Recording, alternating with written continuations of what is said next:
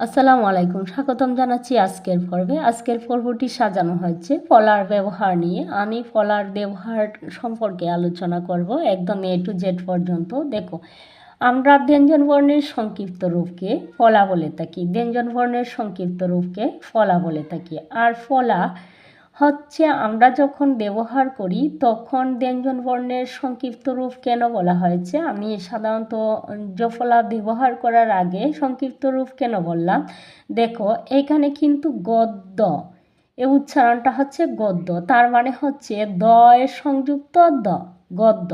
তা না ব্যবহার করে আমি এই যে দয় সংযুক্ত দটা হাইড করে জফলা ব্যবহার করার কারণে গদ্য হয়ে গেছে।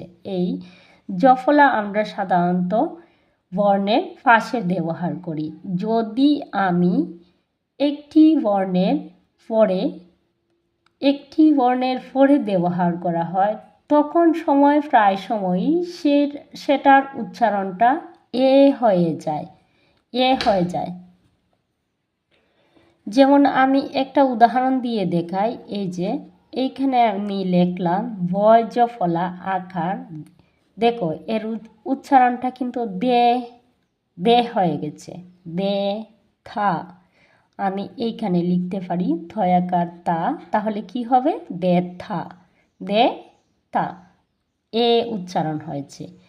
কিন্তু আমরা যখন একদম শেষে ব্যবহার করব জফলাটা, তখন যে বর্ণটি থাকবে সেই বর্ণটি দ্বিত্ব হয়ে যাবে। যেমন গদ দ, পদ দ, সৎ থ, অন্ন, গ দ জফলা গদ্য, প দ জফলা পদ্য, দন্তস্ব ত জফলা সত্য, স্বরেও দন্তন্য জফলা অন্ন। আর এই যে যদি আমি যে শব্দটা ব্যবহার করব, শব্দের প্রথমে যদি আমরা জফলাটা ব্যবহার করি তাহলে এটা এ উচ্চারণ হবে। আর যদি একদম শেষে ব্যবহার করি তাহলে অক্ষরটি দ্বিত্ব হয়ে যাবে, এটা মাথায় রাখতে হবে। জফলা যেমন এইখানে ব্যবহার করছি ভয় জফলা আকার, দে তয়াকার তা, ধে থা। ঠিক আছে, আমি আশা করি তোমরা বুঝতে পারছো। এবার আসবো, ফলা হচ্ছে 7 প্রকার। ঠিক আছে, জফলা, রফলা, বফলা, লফলা, নফলা, মফলা এবং রেফলা। আমরা সবের ব্যবহারটি দেখব। রফলার উচ্চারণটা রর মতো হয়ে থাকে। যে জায়গাতে আমরা র ব্যবহার করব, রয়ের সংক্ষিপ্ত রূপ হিসেবে রফলা ব্যবহার করব। তালিবাস্য, তালবস্য, রফলা ম, শ্রম। দন্তন্য ম, রফলা, নম র, ভদ্র, ভ দ রফলা, ভদ র, উগ্র, রস্যৌ গয় রফলা, উগ্র। এবার আমরা দেখব বফলার ব্যবহারটা। বফলার ব্যবহার সাধারণত যখন আমরা বফলা নিচে ব্যবহার করি, কিছু কিছু ক্ষেত্রে বফলার উচ্চারণ হয়, আর বেশিরভাগ ক্ষেত্রে বফলার উচ্চারণ হয় না। যে সব বর্ণটির নিচে আমরা বফলা ব্যবহার করি সেই বর্ণটি দ্বৈত হয়ে যায়, দ্বিত্ব হয়ে যায়। যেমন জ বফলা র, জ্বর। দন্তস্ব বফলা র, স্বর। দেখো, এইখানেও কিন্তু স্বরেও তালবস্য বফলা, অশ্ব। তালবস্যটা কিন্তু 2 বার উচ্চারিত হয়েছে, তালবস্য। দেখো, এখানেও কিন্তু থক, এইখানে থ ভ খ থক তবক হয়নি, তক। এর উচ্চারণ কি ত, বফলাটা হাইড হয়ে গেছে এবং যে বর্ণটি নিচে ব্যবহার করা হয়েছে সেই বর্ণটি ডাবল হয়ে গেছে। ত ব ফলা ক, ত্বক, ত্বক। এবার আমরা দেখব লফলার ব্যবহার।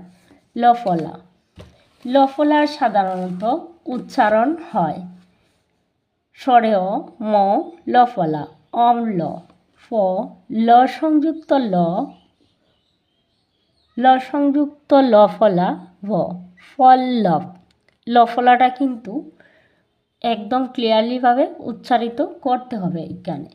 বিপ্লব, ফল্লি, ঠিক আছে, প্রতি ক্ষেত্রেই কিন্তু এইখানে তোমরা দেখবা যে লফলার উচ্চারিত হয়েছে।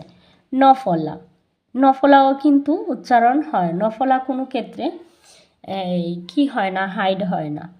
স্বরেও দন্তন্য, দন্তন্য ফলা, অন্ন, মগ, ন, দিন, ন, রত্ন, প্রতিটা নফলারই উচ্চারণ হয়েছে, প্রতি ক্ষেত্রেই নফলার উচ্চারণ হয়, নফলার উচ্চারণ হাইড হয়। মফলার উচ্চারণ কিছু ক্ষেত্রে, বেশিরভাগ ক্ষেত্রে এই হাইড হয়ে যায় মফলার উচ্চারণ, খুব অল্প ক্ষেত্রে কি হয় এটার উচ্চারণটা হয়। কিন্তু মফলার ক্ষেত্রে যদি আমরা কি করি, মফলার উচ্চারণটা হাইড হয়ে যায়, তখন অক্ষরটি দ্বৈত হয়ে যায়, যে যে বর্ণটির নিচে ব্যবহার করা হয় সেই বর্ণটি দ্বৈত হয়ে যায়। যেমন জন্ম, এখানে কিন্তু মফলার উচ্চারণ হয়েছে, বক্রাজ্য দন্তন্য মফলা, জন্ম। দেখো এইখানে পদ্ম, পদ্মর নিচে মফলার কিন্তু উচ্চারণ হয়নি, উচ্চারণ না হওয়ার জন্য এই যে দফলা আছে, দটা আছে, দ বর্ণটি আছে, সেই বর্ণটি দ্বৈত হয়ে গেছে। পদ্ম, প দ সংযুক্ত দ, পদ্ম, কিন্তু না, এর সঠিক যে বানানটি সেটা হচ্ছে প দ সংযুক্ত মফলা, পদ্ম, কিন্তু এর উচ্চারণটা পদ্ম।